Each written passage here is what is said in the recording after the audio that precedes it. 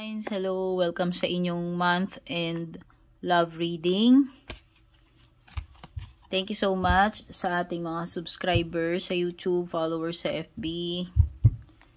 Kung hindi pa po kayo nakasubscribe sa aking YouTube, don't forget to subscribe, and also huwag nyo na rin kalimutang mag-like and follow sa ating Facebook page. Regarding personal reading services, mag-message privately po kayo sa aking FB page. Silipin na natin tong month end love reading mo. Anong energies meron sa inyo?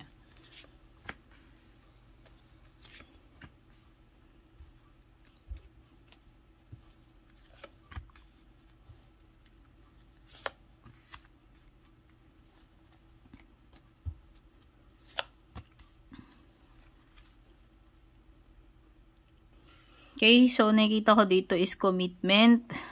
Okay, pwedeng iba papasok kayo ng commitment. Pwedeng iba committed na kayo, as in kasal na. Okay? Ayan. Oh. Either papasok kayo ng commitment or kasal na kayo nitong person na to, kasal or engaged.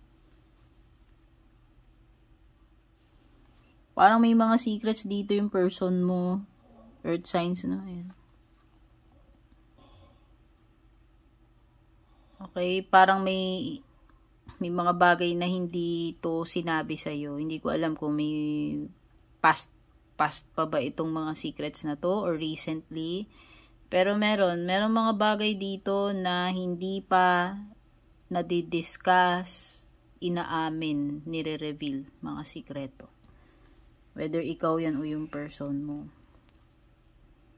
Meron ding gossip dito. Pwede may mga taong naninira sa relationship ninyo. Okay? Kamag-anak man ito or hindi.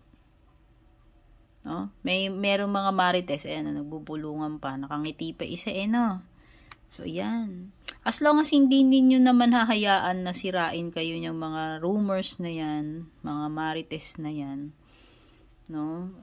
Kasi ang importante naman dito, kilala nyo yung isa't isa. Yun nga lang kasi pwedeng meron nga secret. No? Pero pwede naman tanungin to, pwedeng pag-usapan. Hindi ko alam kung tungkol saan yung secret na yan. Okay, meron dito iniintindi ko ano yung sasabihin ng ibang tao. Kung ano yung mga puna-puna nila sa inyo. No? So, huwag kayong magpa-control doon sa mga mga sinasabi ng mga tao. Kasi kung meron mang dito na nakakaalam sa relationship niyo sa isa't isa, is kayong dalawa. At kahit na merong mga naninira dito, kung hindi ninyo bibigyan yan ng power na sirain kayo, kumbaga, baliwala. No? Baliwala. Depende talaga sa inyo if you trust each other, gaano nyo kakilala yung isa't isa. Okay, may mga regrets din dito and feeling unappreciated.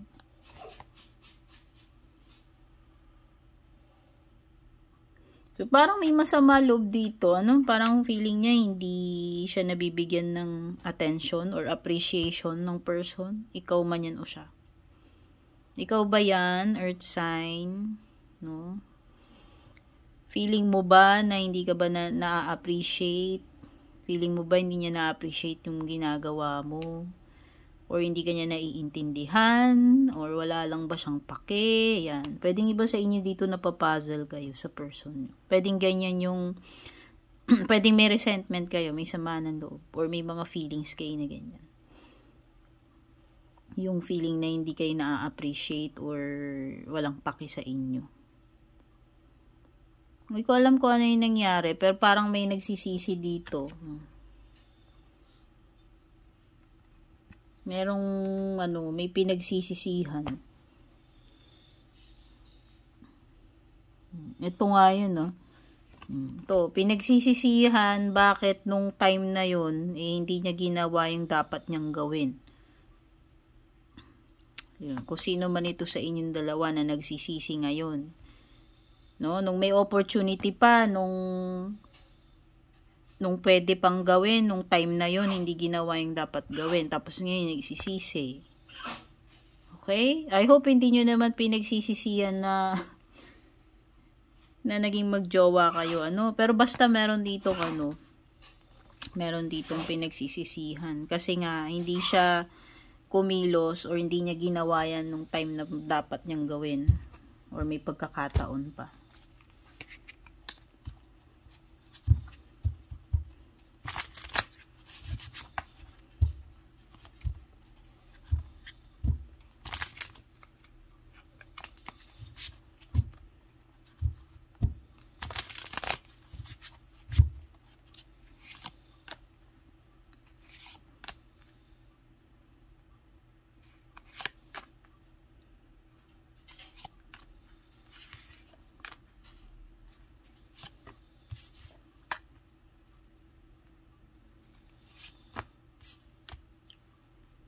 Okay, so merong Hermit. The Hermit is Virgo. Tapos may Earth sign, nakapareho mo. Ayan. Taurus, Virgo, Capricorn. King and Queen, actually, pwedeng ano talaga. Pwedeng mag-asawa to. King and Queen eh. Tapos ano, pwedeng pareho kayong Earth sign.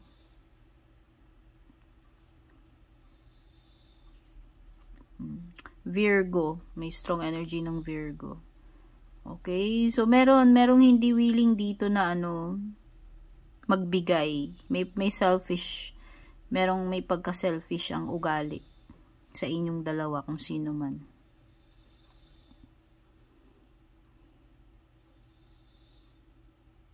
Okay, tapos parang may nagbago. Parang may nagbago dito sa ano, sa relationship ninyo. Nagbago ugali, no? Parang nagbago yung samahan ninyo. Hindi ko alam kung ano yung nagpa-trigger niyan, pero ano, parang may nagbago. Parang may nagbago dito sa person mo or sa pakitunguhan ninyo sa isa't isa. Parang may energy dito na hinahanda nyo na yung sarili ninyo about something.